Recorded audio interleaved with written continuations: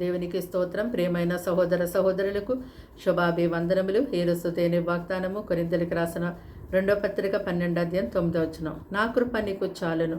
చూడండి, ఈ యొక్క మాటల్ని దేవాది దేవుడు పరిశుద్ధుడైనటువంటి ప్రభు దైవజనుడైనటువంటి పౌలు గారితో మాట్లాడుతున్నారు. పౌలు గారు తన శరీరంలో అనారోగ్యాన్ని కలిగి ఉన్నారు.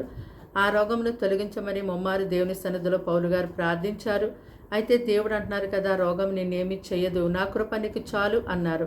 చూడండి, దేవుడు కృపా సమృద్ధి గలవాడు కనుక లోకమంతా ఆయన కృపతో నింపబడి ఉంది. ఎవరైతే ఆయన యందు నమ్మిక ఉంచి జీవిస్తారో వారికి ఆయన కృప ఆవరిస్తుంది. అంతేకాదు, ఆయన కృప నిత్యము తోడుగా ఉండి నడిపిస్తుంది.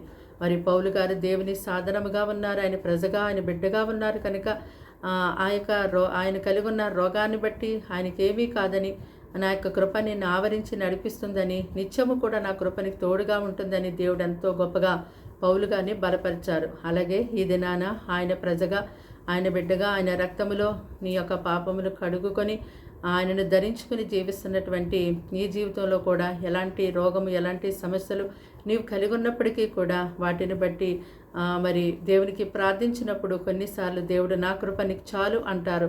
కనుక ఆయన యొక్క కృప నీకుంటే తప్పనిసరిగా ప్రతి సమస్య నుంచి నీవు తప్పించుకోగలుగుతావు. దేవుని యొక్క కృప ఎప్పటికప్పుడు నీకు తోడుగా ఉండి నేను కాపాడుతూ ఉంటుంది.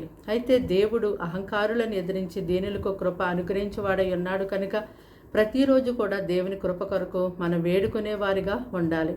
దేవుని యొద్ద మాత్రమే దొరికే ఆయన కృప కొరకు నీవు ప్రార్థించి అడిగినప్పుడు సమృద్ధిగా దేవుడు ఆయన కృపను నీకు అనుగ్రహిస్తారు. మరి కృప కలుగునుగాక అని నీ నోటితో ప్రతిరోజు పలుకుట ద్వారా దేవుని యొక్క కృప, ఆయన సన్నిధి నీకెంతో తోడుగా ఉండి గొప్పగా నిన్ను నడిపిస్తుంది. ప్రార్థన. దేవానికి వందనములు, స్తోత్రాలు, స్తుతులు చెల్లిస్తాం తండ్రి. ఈ మాటలు వింటున్నా నీ బిడ్డల్ని మీ రక్తంతో కడిగి ముట్టి స్వస్థపరిచి బలపరచండి. వారికి వారింటి వారికి నీ రక్షణ దయచండి. నీ కృప లేక అనేక మంది నశించిపోతున్నారు ప్రభా. నీ కృప చేతనే ఇప్పటి వరకు ఈ రీతిగా జీవిస్తూ ఉన్నాం. నీ కృప లేకపోతే ఒక్క క్షణము జీవించలేము తండ్రి. నీ కృప కొరకు ప్రతిరోజు నీ సన్నిధిలో ప్రార్థించే వారిగా నీ ప్రజలు లేవనెత్తండి. వారి కుటుంబాన్ని కృపతో నింపి కాపాడండి. వారికి నీ కృప కలిగి చేయండి. అయా నాయనా తండ్రి, కీడు శోధన తప్పించండి. దినమంతా నీ సన్నిధి తోడుగుంచండి.